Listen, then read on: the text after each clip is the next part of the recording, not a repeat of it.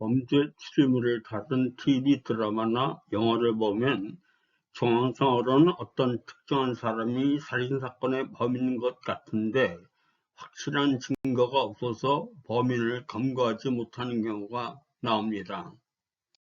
이럴 때 우리는 심증은 가는데 확실한 물증이 없다고 이야기합니다.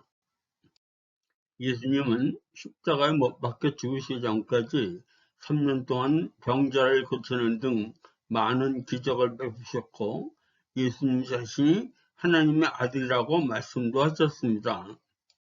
그런데 느닷없이 십자가에서 죽으신 것입니다. 만약 십자가 사건이 여기서 끝이 난다면 예수님이 하나님의 아들이라는 심증은 가는데 그 사실을 확실히 입증할 수 있는 증거가 없는 셈입니다. 그런데 예수님이 십자가에서 죽으신 지 사흘 후에 대반전이 일어납니다. 완전하게 확실히 죽으셨던 예수님이 다시 살아나신 것입니다. 범죄 추리물에 알리바이라는 것이 있습니다. 즉, 살인사건 현장에 그 사람이 없었다는 것을 증명하면 그 사람은 무죄가 되는 것입니다. 어떻게 이것을 증하지요? 그 살인사건이 일어나던 시간에 그 사람이 다른 곳에 있었다는 것을 증명하면 됩니다. 이 증명은 한 사람이 같은 시간에 멀리 떨어진 두 곳에서 동시에 존재할 수 없다는 경험 논리에서 나온 것입니다. 우리의 경험 논리에 의하면 사람은 한 번 죽으면 절대로 다시 살아날 수 없다는 것입니다. 그런데 예수님은 다시 살아나신 것입니다. 인간의 한계를 넘은 것이죠. 우리와 같이 생활하고 호흡하신 완전한 인간이면서 동시에 인간으로서는 도저히 할 수 없는 것을 하셨다는 의미입니다. 로마서 1장 4절에 부활하사 능력으로 하나님의 아들로 선포되셨으니 해서 능력으로가 이 이야기입니다. 즉 하나님이 하신 일이라는 의미입니다. 바로 이것이 우리가 심증만 갖고 있었던 것에 확실한 증거가 되었다는 이야기입니다. 요한복음 3장 11절에서 예수께서 이 첫 표적을 갈릴리 가나에서 행하여 그의 영광을 나타내심에 제자들이 그를 믿으니라.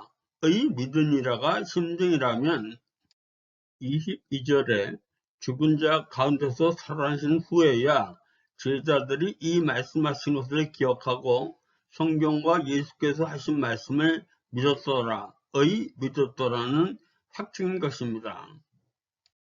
제자들만 그런 것이 아니라 23절에 많은 사람이 그의 행하시는 표적을 보고 그의 이름을 믿었으나 의 믿은 것도 바로 이 심증이지만 나중에 예수님의 부활 후에 이것이 많은 사람에게 확증으로 변한 것입니다. 사람이 죽는 것은 죄 때문에 죽는 것이고 누구든지 언젠가는 반드시 죽어야 합니다. 그런데 완전한 인간으로 오신 예수님은 살아나셨습니다. 그 이야기는 예수님은 죄가 없으시다는 이야기입니다. 죄가 없는 분은 죽으시면 안 됩니다. 그런데 십자가에서 죽으셨습니다. 왜요? 바로 우리의 죄 때문입니다. 우리가 죽어야 할 것을 우리 대신 죽으신 것입니다.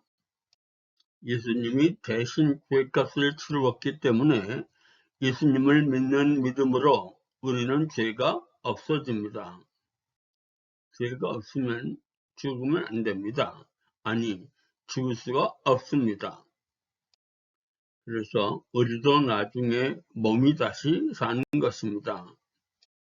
바로 이것이 예수님이 우리에게 주신 은혜이지요. 이 모든 사실은 예수님의 부활을 통해서 그동안 갖고 있었던 모든 의심스러웠던 것을 없애버릴 수 있는 확실한 증거가 되었다는 것입니다. 고린도전서 15장 14절에서 바울이 그리스도께서 만일 다시 살아나시지 못하였으면 우리가 전파한 것도 헛것이요 또 너의 믿음도 헛것이며 라고 이해한 것도 바로 이것입니다.